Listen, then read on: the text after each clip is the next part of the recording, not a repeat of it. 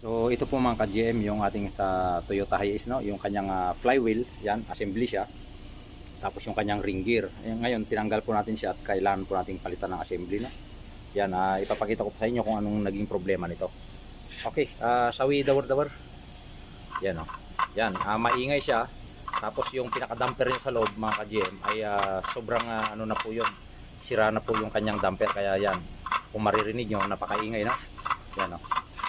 Yan po yung problema ng ganitong Toyota Hiace, yung 2021 model na Toyota Hiace. So yan po sa kanyang flywheel. Nakita nyo na po yung naging problema nito. At kalasa. Yan, so tapos yung kanya pong ano, mga ka-GM, yung kanyang pinaka clutch disc yan, sunog na siya, no?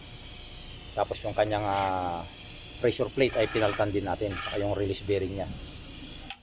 Yan, madalas po mangyari kasi ito sa Toyota Hiace na ganito, yung mga Toyota Hiace na van, diesel or gasoline engine, no?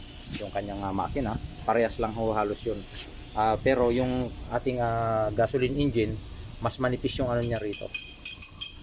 Mas manipis tong pinaka flywheel niya. Ito makapal-kapal yung flywheel nito sa diesel.